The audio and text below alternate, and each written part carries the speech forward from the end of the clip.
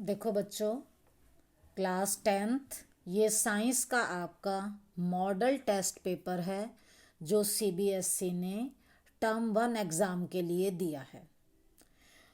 तो हम इसके एक एक क्वेश्चन को करेंगे और ध्यान से पढ़ेंगे। पहली वीडियो में मैं पहले 5 क्वेश्चन ही डिस्कस करूंगी छोटे छोटे पार्ट में। इस तरह से हम पूरे पेपर को करेंगे। तो पहले हम देखते हैं कि इस पेपर के लिए आपको टाइम मिलेगा 90 मिनट और पेपर में 3 खंड आएंगे। सेक्शन ए या भाग क, भाग ख और भाग ग। जो पहला भाग होगा भाग क, उसमें 24 प्रश्न होंगे और उन 24 प्रश्नों में से आपको केवल 20 प्रश्नों के उत्तर ही देने हैं। जो 4 प्रश्न आप छोड़ेंगे, मैंने आपको OMR शीट में बताया था, हैशटैग वाले कॉलम में आपको वो सर्कल करने हैं। अगर आपने 24 के 24 प्रश्न कर दिए तो आपके पहले वाले 20 चेक होंगे, लास्ट वाले 4 क्वेश्चन चेक नहीं होंगे। इसी तरह से खंड ख में भी आपको 24 में से 20 प्रश्न करने हैं और खंड ग जो केस स्टडी बेस्ड क्वेश्चन होंगे, जिनमें आपको एक पैराग्राफ दिया जाएगा और उसके नीचे 4 क्वेश्चन होंगे। इस तरह के आपके 3 केस स्टडी होंगे। तो टोटल प्रश्न होंगे 12। आपको उनमें से कोई भी 10 प्रश्न करने हैं। अगर आपने 12 के 12 कर दिए तो आपके शुरू वाले 10 चेक होंगे, लास्ट वाले 2 चेक नहीं होंगे। सभी प्रश्नों के अंक समान हैं। एक प्रश्न का नंबर 0.8 है, क्योंकि आपको 20 और 20 40 और 10 50 क्वेश्चन करने हैं और आपके टोटल नंबर का जो पेपर है वो है 40। तो आपका एक क्वेश्चन 0.8 अंक का है। अब हम क्वेश्चन को स्टार्ट करते हैं। सबसे पहला क्वेश्चन भाग क में, यहाँ पर दोबारा से लिखिए ये बात कि इसमें 24 प्रश्न हैं, आपको 20 करने हैं। अगर आपने अधिक प्रश्नों के उत्तर लिखे तो आरंभिक जो शुरू वाले 20 प्रश्न हैं वही चेक होंगे, बाद वाले 4 प्रश्न चेक नहीं होंगे। ठीक है, अब हम आते हैं पहले प्रश्न पर। पहला प्रश्न है, रीमा ने एक बीकर में 5 मिलीलीटर लेड नाइट्रेट विलयन लिया। एक बीकर लिया और उसमें 5 मिलीलीटर लेड नाइट्रेट, देखो लेड होता है Pb, नाइट्रेट होता है NO3, और जब हम इसको आयनिक फॉर्म में लेते हैं, यहाँ पूरा लिखा नहीं गया, ये अभी बताती हूँ कागज पर। तो और हम 4 ml उसमें लेते हैं पोटेशियम आयोडाइड। हमने 5 मिलीलीटर लिया लेड नाइट्रेट और 4 मिलीलीटर उसमें डाला पोटेशियम आयोडाइड। वह क्या अवलोकन करेगी जब इस प्रयोग को करेगी, एक्टिविटी को करेगी, तो उसे क्या दिखाई देगा? पहला है विलयन का रंग लाल हो जाता है, दूसरा है पीले रंग का अवक्षेप बन जाता है, तीसरा है सफेद अवक्षेप बनता है और चौथा है अभिक्रिया का मिश्रण गर्म हो जाता है। देखो बेटा, ये आपकी बुक में एक्टिविटी चैप्टर 1 की 1.2 ली गई है। अभी मैं आपको इसे कागज पर दिखाती हूँ।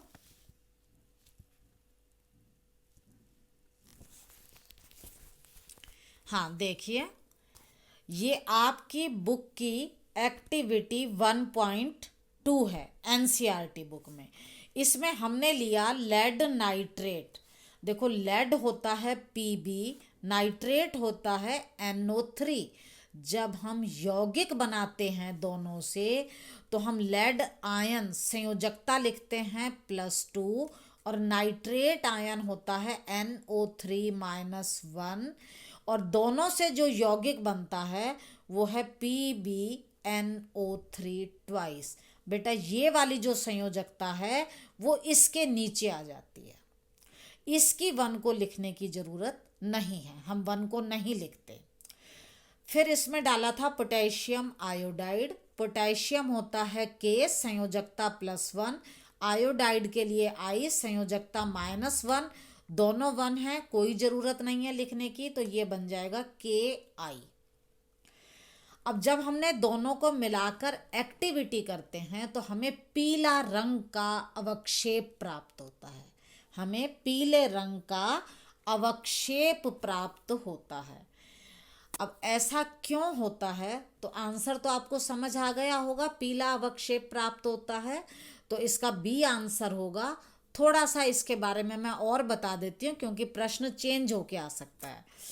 देखो यहाँ पर क्या हुआ, ये जो नाइट्रेट आयन थे ये यहाँ चले गए, इन्होंने अपनी जगह बदल ली। नाइट्रेट आयन तो आयोडाइड के स्थान पर चले गए और आयोडाइड आयन जो थे वो नाइट्रेट के स्थान पर आ गए। मतलब यहाँ पर आयनों का आदान प्रदान हुआ। जब नाइट्रेट यहाँ से गया, आयोडाइड यहाँ आया, तो ये बनेगा लेड आयोडाइड। लेड के साथ आयोडाइड आ गया और जो नाइट्रेट आयन था वो चला गया पोटेशियम के साथ, ये बनेगा KNO3। तो क्योंकि आयनों का आदान प्रदान हुआ है तो ये द्विविस्थापन अभिक्रिया हो गई और हमारी क्रिया बनेगी PbNO3 twice plus KI, it will give PbI2। ये है लेड आयोडाइड। देखो पहले लेड के साथ नाइट्रेट था, जब उत्पाद बना तो लेड के साथ आ गया आयोडाइड, और लेड आयोडाइड का रंग पीला होता है। अवक्षेप का मतलब जो जल में नहीं घुलता उसे हम अवक्षेप कहते हैं, और ये बनेगा पोटेशियम नाइट्रेट। तो आयनों का आदान प्रदान है इसलिए ये द्विविस्थापन अभिक्रिया है, और क्योंकि अवक्षेप बना इसलिए हम इसे अवक्षेपन अभिक्रिया भी कहते हैं। ठीक है, अब वापस हम पेपर पे आते हैं।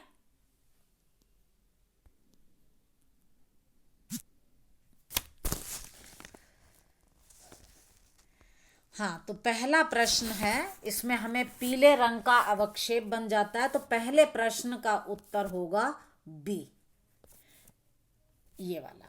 पीले रंग का अवक्षेप बनता है, अवक्षेप बना, अवक्षेपन क्रिया, आयनों का आदान प्रदान था, द्विविस्थापन अभिक्रिया, और पीले रंग के पदार्थ का नाम है लेड आयोडाइड PbI2।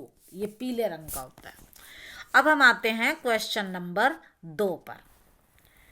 दिए गए प्रयोग में उत्सर्जित होने वाली गैस A को पहचानिए।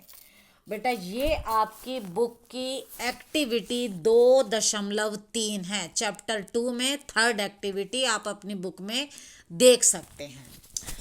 अब इसमें क्या हो रहा है, हमें गैस A को पहचानना है। पहले हम चित्र को समझते हैं। इस चित्र में यहाँ पर ये हमारा स्टैंड है, ठीक है, और ये हमारी एक परख नली है। इस परख नली के अंदर दानेदार जिंक के टुकड़े हैं, ठीक है, और इस परख नली के अंदर हमने डाला है तनु सल्फ्यूरिक अम्ल। देखो दानेदार जिंक होता है Zn, सल्फ्यूरिक अम्ल होता है H2SO4। हमें तनु लेना है। ऊपर हमने कॉर्क लगा दिया और कॉर्क में से एक नली निकाली, इस नली को हमने डाला है साबुन के घोल में। तो जैसे ही हम सल्फ्यूरिक अम्ल डालते हैं तो इसमें क्रिया होती है। आपको याद होना चाहिए, जब भी कोई धातु किसी अम्ल से क्रिया करती है, तनु अम्ल से, तो एक तो लवण बनता है और हाइड्रोजन गैस निष्कासित होती है। तो यहाँ पर भी गैस निष्कासित होगी, इसीलिए यहाँ पर हमने ये कॉर्क लगा रखा है जिससे गैस बाहर ना निकले। अब ये गैस साबुन के घोल में जाकर बनाएगी बुलबुले। अब कौन सी गैस है हमें ये पहचानना है। देखो यहाँ पर हम गैस के पास एक जलती हुई मोमबत्ती ला रहे हैं, तो गैस फट फट की ध्वनि के साथ दहन होता है, जलती है, गैस जलती है और पॉप ध्वनि आती है। बेटा आपको याद रखना है, जब भी कोई गैस पॉप ध्वनि से जलती है वो हाइड्रोजन गैस होती है। तो यहाँ निकलने वाली जो गैस ए है वो है हाइड्रोजन गैस। तो अब हम इसका उत्तर देखेंगे। ए ऑप्शन नाइट्रोजन नहीं है, इसका बी ऑप्शन हाइड्रोजन है। तो दूसरे प्रश्न का उत्तर हो गया बी, हाइड्रोजन गैस निकलती है। कैसे पता लगा? ये पॉप ध्वनि के साथ जलती है। अब हम आते हैं प्रश्न नंबर 3 पर। बेटा ये आपके चैप्टर 3 में से लिया गया है। अगर आप अपने सपोर्टिंग मटेरियल का पेज नंबर 38 देखेंगे तो उसमें दे रखा है तनु अम्लों के साथ अभिक्रिया। जब भी कोई धातु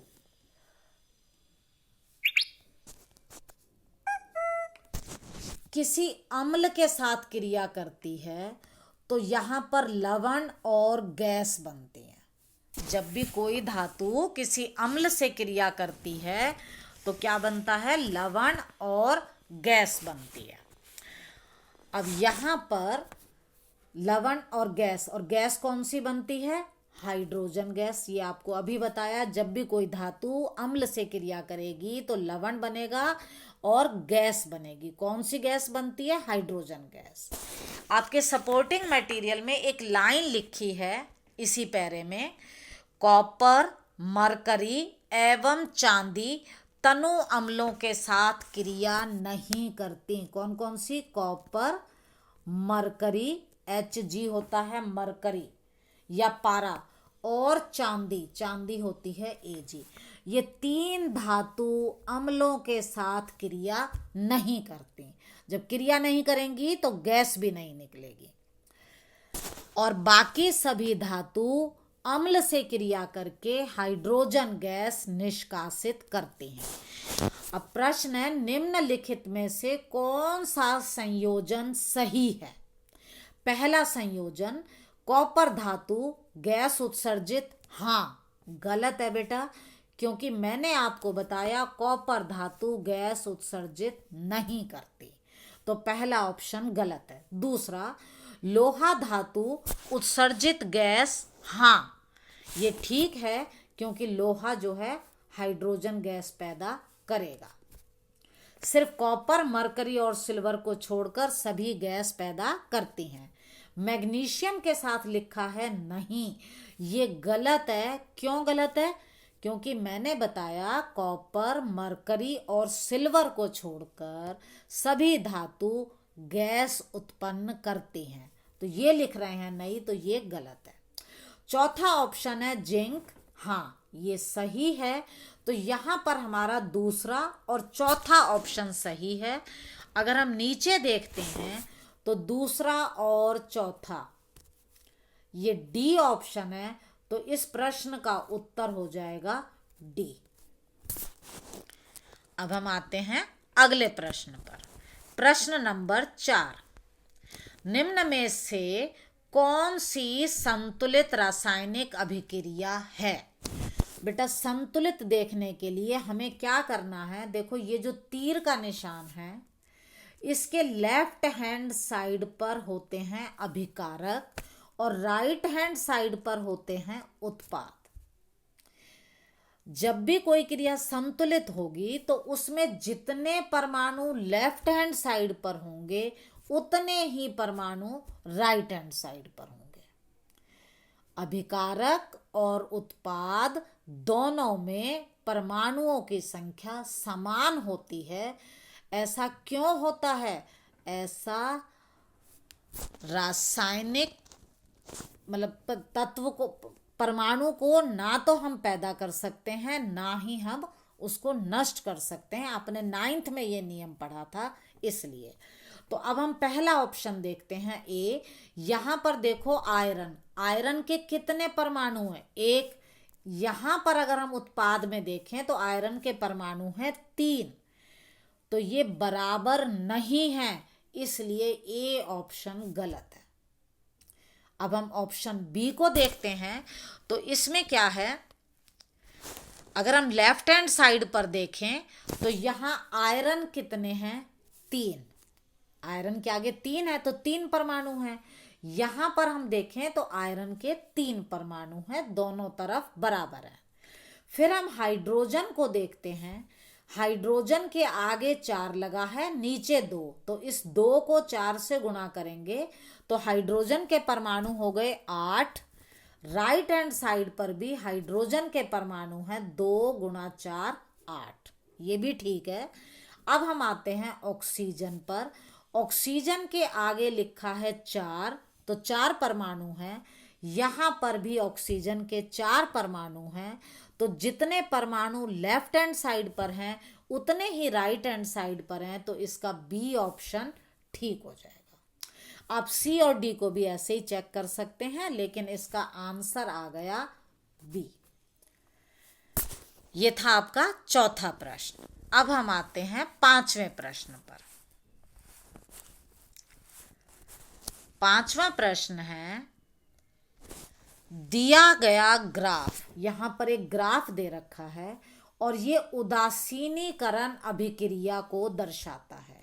उदासीनीकरण अभिक्रिया का मतलब होता है अम्ल और क्षार एक दूसरे से क्रिया करके लवण और जल बनाते हैं।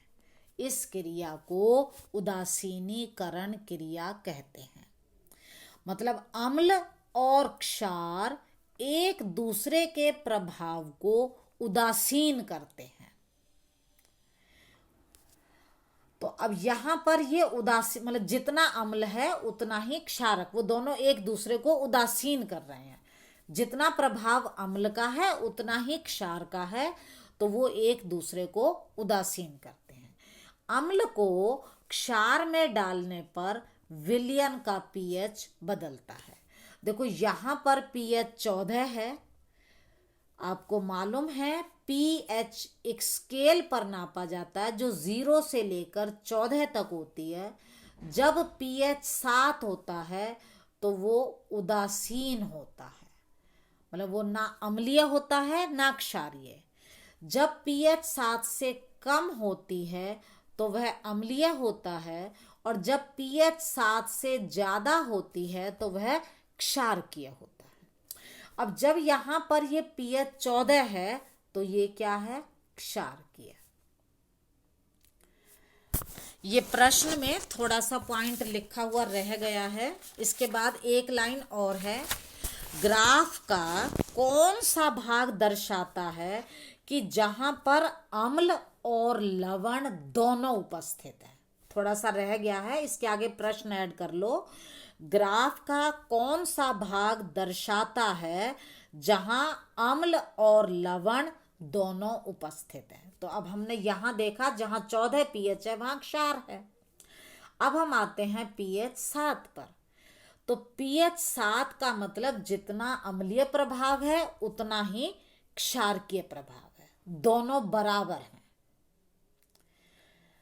और हमारा प्रश्न भी यही पूछ रहा है कि कौन सा भाग है जहां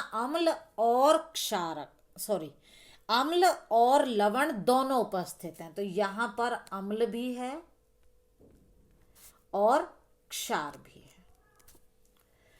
अब हम आते हैं आगे इस भाग पर। देखो बी भाग तो था क्षार और सी भाग था जहां अम्ल और क्षार दोनों थे। अब अगर हम डी भाग को देखें तो बेटा ये उदासीन तो हो ही चुका है, लवण बन चुका है, लेकिन इसकी पीएच जो है वो 7 से कम है। यहाँ पर ये जो इसकी पीएच है ये 7 से कम है, तो इसका मतलब यहाँ लवण के साथ साथ अम्ल भी उपस्थित है। तो हमारे प्रश्न का उत्तर हो जाएगा डी। बेटा ये प्रश्न पूरा नहीं लिखा, यहाँ प्रश्न में एक पॉइंट और ऐड कर लो। ग्राफ का कौन सा भाग दर्शाता है जहां अम्ल और लवण दोनों उपस्थित है? मैं फिर से बता देती हूं कि जब पीएच, हमें वो भाग ढूंढना है जहां पर लवण और अम्ल दोनों उपस्थित है, जहां पर लवण भी है और अम्ल भी। अगर हम इस वाले भाग को देखते हैं ए बी को, तो पीएच 14 है, तो यहाँ केवल क्षार है। अगर हम इस भाग को देखते हैं सी वाले को, तो यहाँ पीएच 7 है, यहाँ अम्ल भी है और क्षारक है, दोनों की क्रिया करके क्या बन गया, लवण। जब डी भाग आता है तो यहाँ पर पीएच 7 से कम है, तो इसमें लवण के साथ अम्ल भी है, तो इस प्रश्न का उत्तर आ जाएगा डी। इन 5 प्रश्न को आप ध्यान से पढ़िए, समझिए और करिए। अगले 5 प्रश्न के लिए अगली वीडियो देखें। Thank you.